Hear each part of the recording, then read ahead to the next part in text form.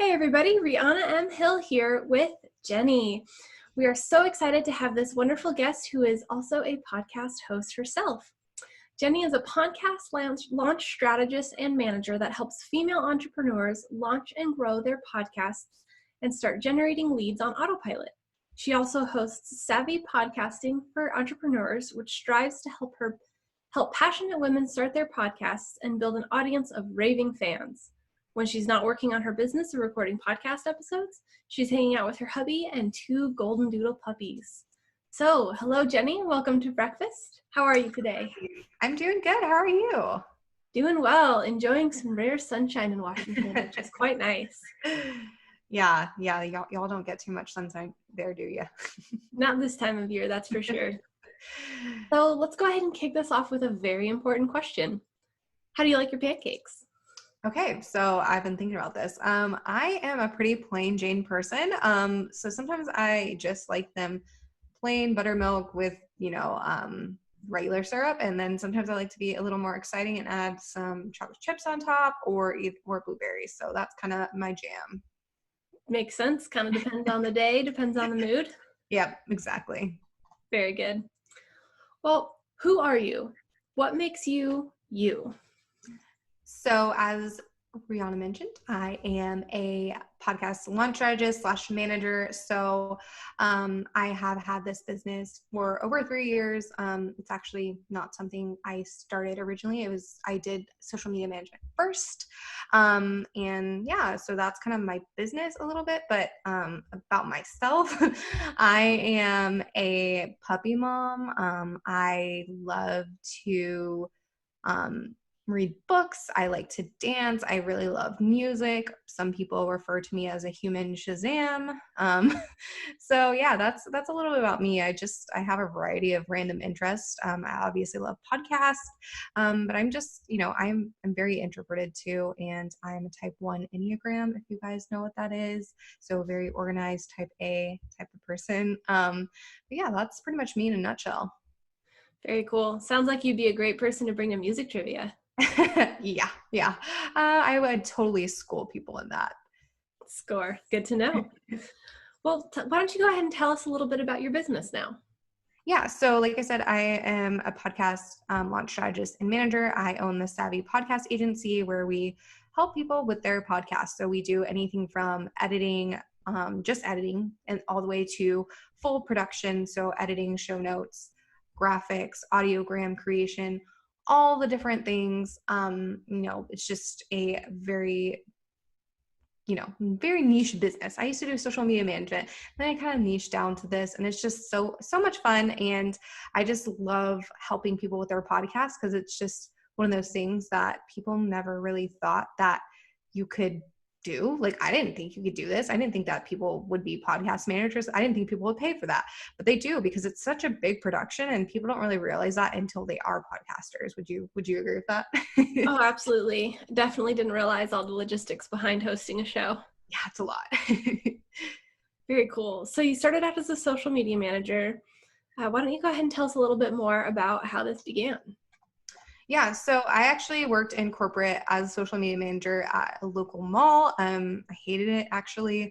The mall was just not a mall that I would typically shop at, so none of the stores were stuff that I enjoyed. But that's kind of how I got my start. And then from there, I was about 6 months into working there, and I just was like, maybe I can do this for myself, because I had a lifestyle blog, and I actually made a lot of pins go viral on Pinterest. So then I was like, maybe I can do social media management for other people. So then I kind of dove into that, and I did a social media management for a lot of different bloggers and stuff. And that ended up being really fun. But then it got to the point where I was like, I'm tired of being on my phone all the time. And, with social media, it's not like a 9-to-5 type thing. You're kind of there all the time. I did protect my weekends. I was not doing anything on weekends, but still I felt like I was on my phone 24/7, even past 5 p.m., which was not ideal. And then I found that everyone and their mom was like, yeah, I can run a social media campaign.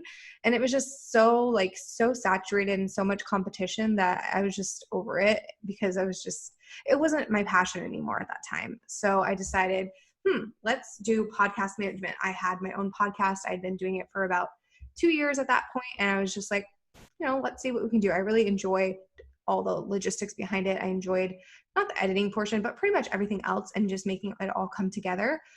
So then I decided to switch my business focus completely after 3 years of being in business, which was kind of scary because you think, are people going to like be receptive to this? Are my entire audience going to change? But it ended up being really great. I did this back in June of 2019. So it's been 6 or plus months, and it's been really good for me, and I really enjoy it. I feel like I'm working a lot less because I'm not dependent upon when is my client going to post on social media so I can go engage, because sometimes they would post at 8 p.m. or 9 p.m. and that's not really ideal to having a consistent schedule. So it's just been so much better, and I'm not working crazy hours like I used to. Definitely. That's a big part of being a business owner, is keeping in mind what that lifestyle is actually going to look like. Right. And what you want it to look like. And that's like, so many people forget that when they are their own boss, they can craft their schedule. And I think I forgot that because I was so like reliant on these clients, and I was just like, I don't want to do this anymore. And you can change your mind. And I didn't think that I could. Well, that's very cool. I think a lot of people will be happy to hear a success story for that. Yeah. Well, what is one of your favorite memories in your business so far? Oh, that's a good one. I would say, honestly, just meeting people in real life after connecting with them online. So I have a second business that we have a podcast, and we do online summits and things like that. It's like more of a passion project business, but it's still really fun. And meeting her name's Lindsay, in person for the first time was so cool and so like surreal at the same time. It was funny because I was telling my husband like, oh, I'm going to go meet Lindsay for the first time. We've been talking online for like, a year and a half, 2 years at this point. And he's like, be careful. Like it just seems really strange, but it's just been really cool because after we met, it was just like one of those things where you're like, okay, yeah, now I know why we're friends, why we got put in each other's lives. Now we have this business together. And it was just really cool. And then just like being able to go to all the different conferences and stuff and just meet people in person that I've been following online has just been really cool and eye-opening, and not something that I ever thought would be a reality for me. Totally. It's a good reminder that people online are also people in real life. Right. Not everyone online is creepy. We're all just people. Yeah, exactly. Very cool. Well, what does being a business owner mean to you? To me, it really is all about the flexibility and freedom. I just really love being able to pick when I work. And, if I want to work on a Saturday morning, it's not really frowned upon because I'm the boss. And if I don't want to work on a Tuesday, then it's also not frowned upon because that's, I can set my own schedule. And I just love being able to create something that is meaningful and, something that I built from the ground up. It just feels so good. And it's just like, you won't ever really understand it until you have your own business, because like taking your business from 0 to 100 is just such a crazy experience. And it's amazing. And, no one will ever love your business as much as you do because it's your baby, but it's just one of those things that, it's just such a cool experience. And I can't imagine not doing it now. Absolutely. I agree with that. I think a lot of business owners can relate to that for sure. It can be a challenge, but one of the best challenges ever. Right. I agree. It's just one of those things that is just like, what would I have done if I didn't own my own business? Like, I can't imagine where I would be or what I'd be doing, because it wouldn't be anything like what I'm doing now. Oh, you and me both. Well, let's go ahead and take a moment now and get into the sticky stuff. What are some of the major challenges in your business that you've had to overcome, or perhaps you're still working on? Well, really, like that transition, even though it was my choice, it was a big hurdle and it was a big leap. And it was something that was very scary for me because I didn't know what was going to happen. I didn't know if I was going to have to start from scratch completely, or if that was even going to be well received from my current audience. So that was definitely a big challenge, but it ended up being, really great. But then there's also been things like, there have been really tough months in business where I go from like a really high month to like the next month is super low. And it's just like a lot of like different roller coasters that we're all riding. And I'm sure a lot of people can relate to the whole income kind of being inconsistent sometimes thing.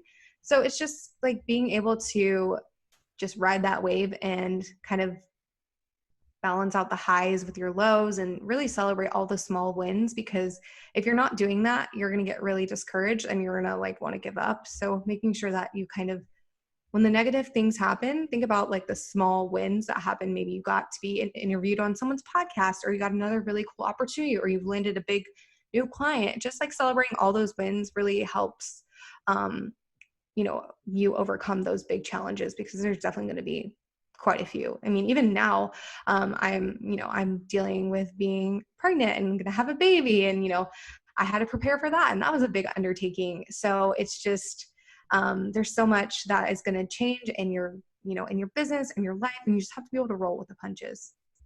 Absolutely. That's huge congratulations on the baby. I think we have very similar due dates, which is pretty exciting. Yeah, super cool. Yeah, those roller coaster challenges are certainly a thing. And sometimes you have those days where everything went wrong and you just gotta say, chalk it up for what it is and get up the next day. And then hope that the next day is better. Yeah, very true. Well, my favorite question, how's your marketing going? I would say it has its moments. Some days it's really, really great. And I'm like, okay, look at all these leads coming in. And some days I get so bogged down with client work or other things that I'm not really focusing as much on it, which is not good. I feel like that's a lot of people's issues. We definitely put a lot of work, especially service-based businesses. We put a lot of like time and energy into our clients, and then we realize, oh, I kind of forgot about my own marketing. I know I've been there a ton of times. Definitely probably not the only one either. But some days it's good, some days it's not so great. It's definitely something that is always an ongoing thing for me to tweak and kind of see where I can improve and what channels are actually working for me. Absolutely. With the service-based industry, it can definitely become the cobbler's son syndrome. Right. It seems to be cool. Well, let's shift gears a little bit here and talk about your first jobs. What were some of the first jobs you had, and how have those helped you? So thinking back, the very first job that I had was like being a babysitter and then nannying. So those were like my first jobs.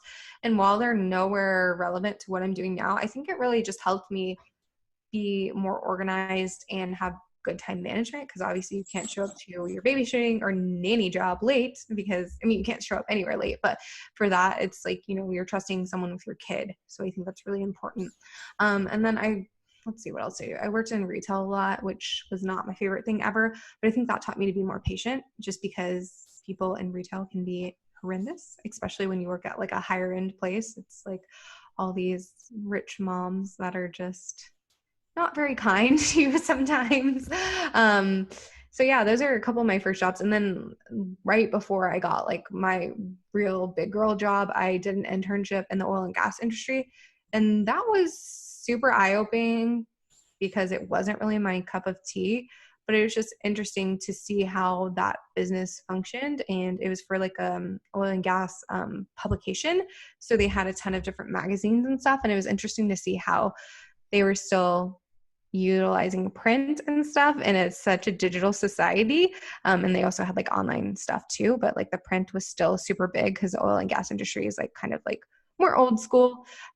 So yeah, that was interesting too. And I didn't love that job, but it was, it had its different things, where I was able to learn how to go to trade shows and, communicate at those and just be a better communicator overall. So I feel like all of my jobs, even though not relevant or related to what I'm doing now at all, taught me some good skills for sure. Yeah, absolutely. One of my first jobs was working for a newspaper, selling ads for a newspaper. So I can definitely appreciate the experience of having that worked with print media, especially in today's digital world, and what that looks like now. It's super interesting. I was like, how is this going to work? But like their target audience was so like, that was just so, what they were looking for. And I think they still like the digital stuff, but they were just so into magazines, and that was like what they knew. So it wasn't like that big of a deal that they weren't super adapting to the digital space. Sure. Hey, it's all about knowing your target audience, right? Exactly. Very cool. Well, knowing what you know now, about 3 years into business and having worked some other jobs, what kind of or more than 3 years, what kind of advice would you give someone that's just getting started, or what are some of the things that you wish you knew when you got started?